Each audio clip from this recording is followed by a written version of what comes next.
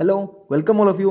सो आज की इस वीडियो में अपन CSIR नेट दिसंबर 2019 जो आसाम के लिए जो पेपर हुआ था उसमें system of non homogeneous equation के लिए एक क्वेश्चन पूछा गया, उसको देखेंगे। उसके क्रिटिकल पॉइंट कैसे निकालते हैं और उसकी स्टेबिलिटी क्या होती है वो अपन चेक करेंगे। और नेक्स्ट वीडियो में अपन इसके PD के क्वेश्चन भी करेंगे।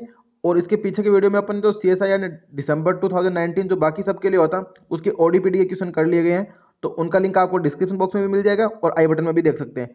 तो अपन यहाँ पे सीखेंगे नॉन होमोजेनियस इक्वेशन के लिए क्रिटिकल पॉइंट कैसे निकालते हैं और उनके लिए कैसे उसका बिहेवियर चेक करते हैं कि स्टेबिलिटी क्या होगी और पॉइंट का बिहेवियर कैसा होगा। तो यहाँ पे पूछा गया था क्रिटिकल पॉइंट 0 0। अपन को क्रिटिकल पॉइंट यहाँ पे ओरिजिन है वो गिवन ही है पहले से। For the system of equation x dash equals to x square plus y square minus का 2x, y dash equal to 3x square minus x plus 3y, यानी कि x dash equals to fxy, इसको अपन fxy बोल सकते हैं, function of x and y।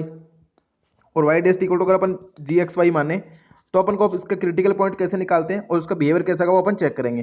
तो सबसे पहले अपन क्या करते हैं, इसके लिए जैकोबियन मैट्रिक्स निकलते हैं।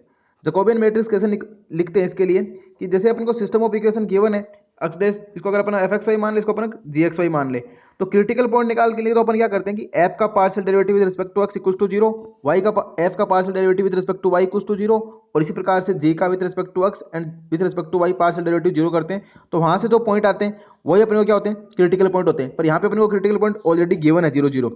तो अपन इसकी जैकोबियन मैट्रिक्स लिखने के लिए क्या करते हैं कि जे एक्स वाई, इसको यहाँ पे अपन जे एक्स वाई बोल सकते हैं, कुछ होता है कि एफ का partial derivative with respect to X, F का partial derivative with respect to Y, और जी का partial derivative with respect to X, और जी का partial derivative with respect to Y. तो इस प्रकार से अपन इसकी सारी entry A11 A12 A21 A22 इस प्रकार से अपन ये मैट्रिक्स लिख सकते हैं।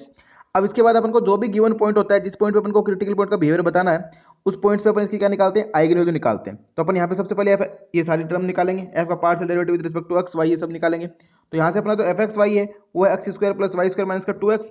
तो यहाँ से partial derivative with respect to x करेंगे तो 2x माइनस का 2 आ जाएगा, विद रिस्पेक्ट टू वाई करेंगे तो 2y आ जाएगा। अब सेम काम अपन जी के लिए करेंगे, तो जी के लिए करेंगे तो जी एक्स वाई क्या है 3x स्क्वायर माइनस का एक्स प्लस 3y, यहाँ से जी एक्स वाई क्या आ जाएगा 6x माइनस का 1, और जी वाई एक्स वाई आ जाएगा 3। तो अपन 0 0 पे जैकोबियन मैट्रिक्स लिखेंगे। तो यानी कि जो भी अपने जो एफ एक्स है, एफ का partial derivative with respect to x Y G के लिए भी उनमें 0 0 वैल्यू पुट कर देंगे। तो यहाँ से अपने 2x माइनस का 2 आया, यहाँ पे 2y, और 6 माइनस का 1 और 3।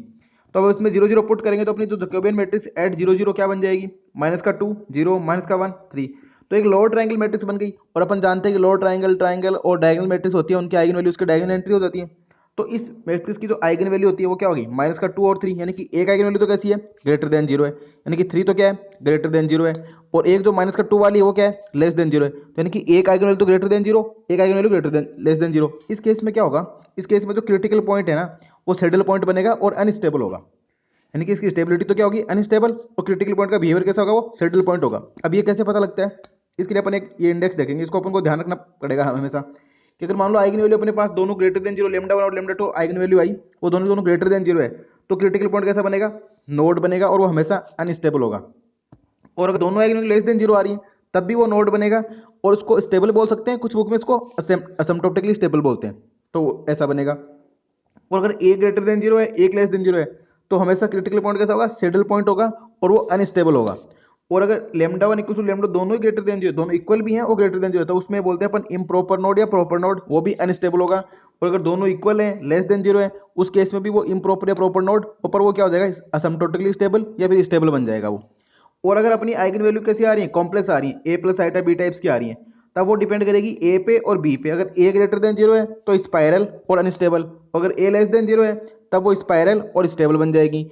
और अगर प्योरली इमेजनरी यानी कि lambda equal to plus minus iota b types की है, तब वो सेंटर बनाएगी, क्रिटिकल पॉइंट तो होता है वो सेंटर बनेगा, और वो कैसा होगा, स्टेबल होगा।